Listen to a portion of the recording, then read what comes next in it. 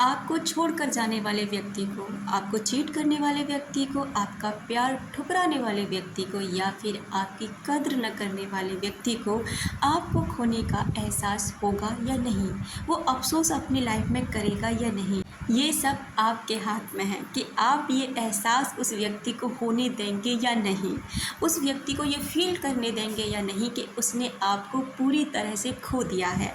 उसको एहसास करने देंगे कि अब आपकी लाइफ में उस व्यक्ति की ना अब कोई वैल्यू नहीं है, कोई जगह नहीं है और किसी भी तरीके का अब कोई भी स्थान अब उसके लिए नहीं बचा। नमस्कार दोस्तों, आई होप आप सभी स्वस्थ होंगे, मस्त होंगे और सेल्फ लव करके अपनी सेल्फ ग्रोथ पर ध्यान दे रहे होंगे। अगर आप ऐसे वीडियोस के साथ इंटरेस्टेड है जहां आपकी सेल्फ अवेकनिंग की जाती है, अवेयर किया जाता है, रिलेशनशिप हीलिंग की जाती है और सबकॉन्शियस माइंड की रीप्रोग्रामिंग के साथ में आपको लॉ ऑफ अट्रैक्शन की खूबियों से रूबरू कराया जाता है, लॉ ऑफ कर्मा की भी कुछ क्वालिटीज़ बताई जाती है, तो आप मेरे साथ ना आगे चल सकते हैं। चलिए अब इस पर ना डीप बातें करते हैं कि आखिर में हम कैसा कर सकते हैं। देखिए, आजकल का क्या चीज़ चलन में आ गया है कि कोई व्यक्ति अगर आपको ठुकरा देता है, कोई व्यक्ति आपके प्यार को स्वीकार नहीं करता या फिर आपको ना आधे रास्ते पर चीट करके निकल लेता है, इसका क्या कारण हो सकता है? पहले तो जब वो आपकी लाइफ में आता है तब तो ऐसा कुछ नहीं होता, आप भी एफर्ट डालते हैं, वो भी एफर्ट डालता है, लेकिन धीरे धीरे ऐसा क्या होता है, वो होता है आपका उस व्यक्ति के प्रति ज़्यादा आकर्षित हो जाना, अपने आप को बहुत ही ज़्यादा उस व्यक्ति के ऊपर डिपेंडेंट कर देना, हर तरीके से डिपेंडेंट कर देना। अगर उसने कॉल किया गलती से, आप पलट के तुरंत कॉल करते हैं कि भाई क्या बात हो गई। आपको उस व्यक्ति ने कितनी भी बार, आप कितने भी बिजी हैं उसके लिए टाइम निकालते हैं, कितना भी कुछ कर रहे हो, आपके लिए कोई भी वैल्यू नहीं रहती किसी और इंसान की उसकी वैल्यू के सामने।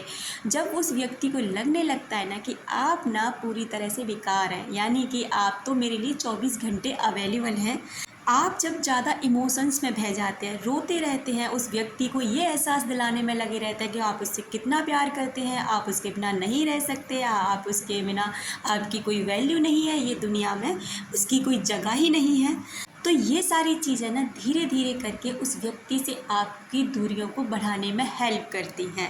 अब एक दिन ऐसा आता है कि वो व्यक्ति आपसे ऊब जाता है और आपको छोड़कर चला जाता है। अब आप रोते रहते हैं, परेशान रहते हैं, डिप्रेशन में चले जाते हैं, एंजाइटी के शिकार हो जाते हैं और अपनी दुनिया से बिल्कुल कट ऑफ हो जाते हैं। अब आप क्या करें? सब लोग कहते हैं कि मैं उससे बहुत प्यार करता था या मेरे जैसा प्यार उस व्यक्ति को कोई और नहीं कर सकता, ऐसा हर एक बंदा कहता है जो उस व्यक्ति उसको छोड़ के चला जाता है। लेकिन कुछ लोगों को अफसोस होता है, इस कदर अफसोस होता है कि उन लोगों की लाइफ ना आगे अफसोस में ही बीतती है कि मैंने किस व्यक्ति को खो दिया। और कुछ लोगों को ना कोई फ़र्क नहीं पड़ता, पता है क्यों? क्योंकि उन्हें भी ये फील हो जाता है कि मैंने सही व्यक्ति को अपनी लाइफ से निकाला है, क्योंकि ये मेरे लायक नहीं था, डिज़र्व नहीं करता था। पता है क्यों? क्योंकि आज भी आपकी स्थिति वैसी है रोते रहने की। अगर कोई व्यक्ति आपसे दूरी बना ले तो आप उससे डबल दूरी बनाओ।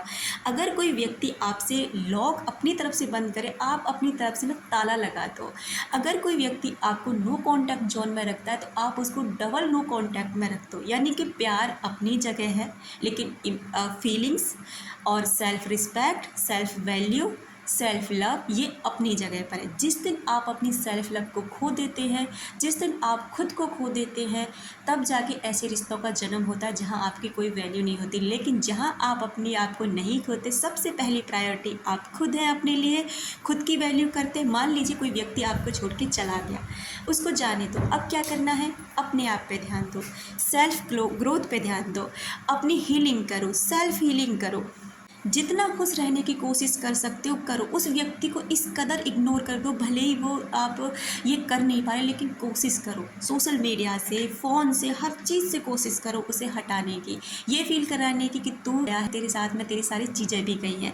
उसके बाद में ना एक नई दुनिया, एक नई ज़िंदगी जीने की कोशिश करो। मुझे पता है थोड़ा मुश्किल है, लेकिन हाँ एक बात और, एक दिन में नहीं होगा लेकिन एक दिन ज़रूर होगा। धीरे धीरे कर रे मना, धीरे सब कुछ होए, माली सींचे 100 घड़ा, ऋतु आए फल होए। यानी कि अगर आप धीरे धीरे रोज़, हर रोज़ इस चीज़ पर काम करेंगे ना, एक दिन आप सफल हो जाएंगे और ऐसे सफल व्यक्ति बनेंगे जिसको ना उस व्यक्ति को खोने का डर रहे, खौफ होगा। मतलब उस वो व्यक्ति फील करेगा कि उसने क्या खोया है। अपनी फ़िज़िकल हेल्थ पे ध्यान दो, रोना बिल्कुल बंद करो। इस तरफ ध्यान लगाओ कि आपकी अवेकनिंग कहाँ हो सकती है, कहाँ आपकी सेल्फ ग्रोथ हो सकती है, कहाँ किस फ़ील्ड में जाने से आप बहुत अच्छा फ़ील कर सकते हैं, और थोड़ा-सा ना ध्यान आध्यात्मिक की तरफ लगाओ। और हाँ, अगर हो सके मंत्रा चैंटिंग करीजिए, फ़ॉरगिवनेस ना मेडिटेशन करिए, वो अपोनोपोनो प्रेयर करिए। एक दिन आप देखेंगे खुद भी आपको नहीं खुद को पहचान पाएँगे कि क्या आप वही व्यक्ति हैं। लेकिन जिस दिन जब आप ऐसे व्यक्ति बन जाएँगे ना, मैं गारंटी से कह सकती हूँ कि कोई कितना भी बड़ा, कितना भी स्मार्ट, कितना भी ज़्यादा सक्सेसफुल इंसान हो जो आपको छोड़ के गया है ना, एक दिन वो अफ़सोस करेगा ही करेगा, और आपके सामने ये बात बिल्कुल आएगी कि हाँ, उस व्यक्ति को अफ़सोस है कि उसने क्या खोया है।